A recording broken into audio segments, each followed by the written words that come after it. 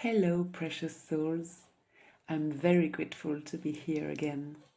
My son, Luca, who is nursing at my breast as I speak, was born on January 16th, 10 days after I shared my first transmission here. So when Chelsea invited me back to share after his birth, I felt a deep, spontaneous yes.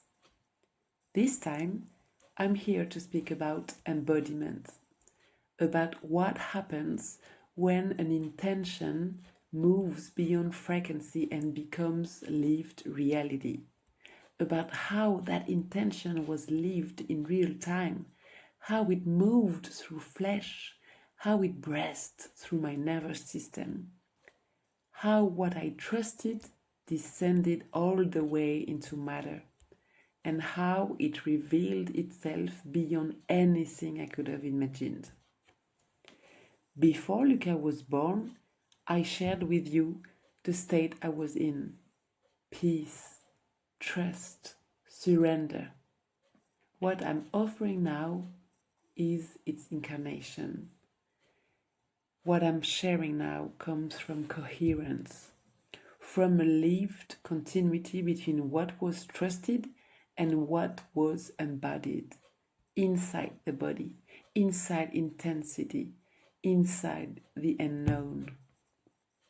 One of the first things that struck me, simple yet profound, is that from the first contraction to the last, my breath stayed completely natural, steady, unbroken.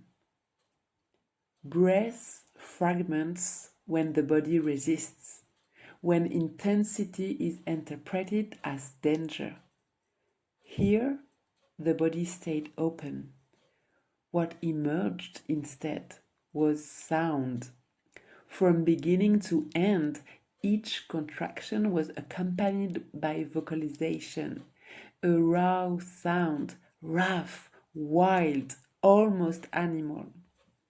A sound that rose and transformed with the intensity, as if my body knew exactly how to let the wave move through.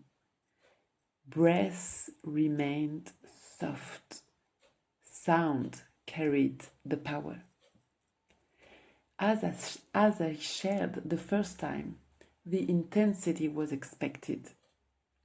What surprised me, though, was the effortlessness. Once the contractions became truly intense, the birth unfolded with extraordinary fluidity. From that point, it took about 2 hours for my baby to be born.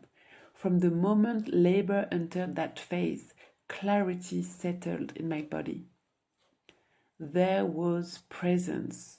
There was availability. The body knew, the baby knew, and I followed.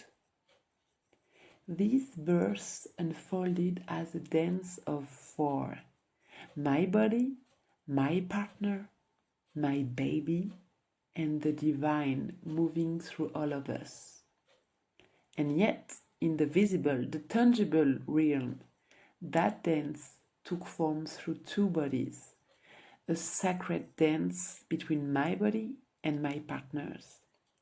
The precise tension in his hands, the way his body adjusted to mine, the tango of our movements perfectly attuned, the accuracy of his presence exactly what was needed, moment by moment.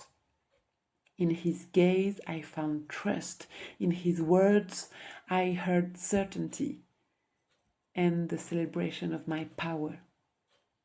That attunement created the field where surrender became total, union in motion.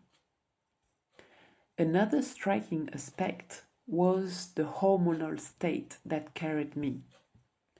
From early contractions to the most intense waves, rest came naturally. Between waves, my body dropped into deep, lucid recovery. Each surge arrived with freshness, with openness. This was physiology responding to safety and to trust. There was a moment just before the very last pushing waves. I was on my knees in the birth pool and I spoke one of the very few sentences I said out loud. I said, "This is insane. This is absolutely insane. I have absolutely nothing to do." And it was true. Nothing to manage, nothing to direct, nothing to force. There was a moment that still feels almost unreal to name. My baby's head had emerged. His body was still inside me, still inside my vagina. Between waves, time slowed. Awareness stayed clear, the body stayed relaxed. There was comfort. There was spaciousness.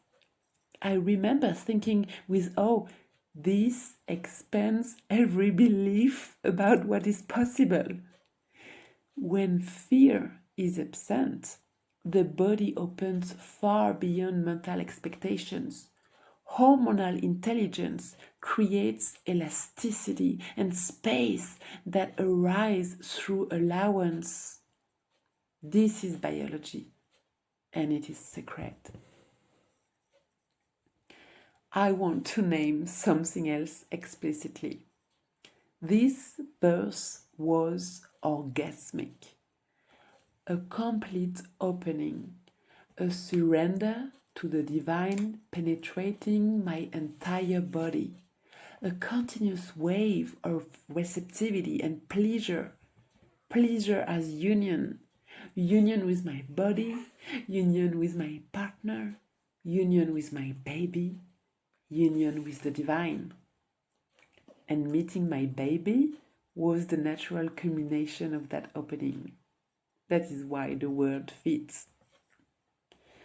What made this experience inevitable was a radical posture, full trust in physiology, deep understanding of how birth unfolds, and conditions that supported the hormonal cascade.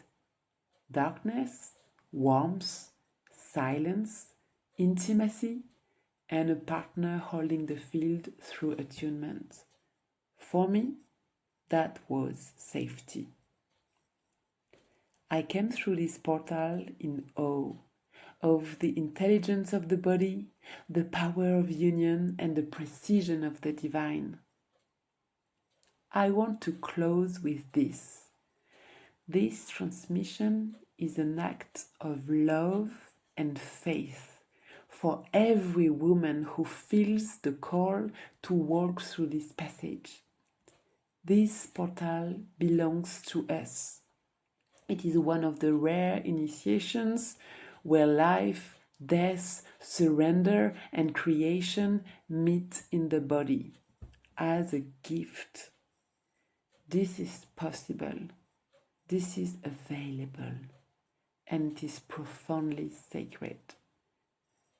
With all my love, Marion.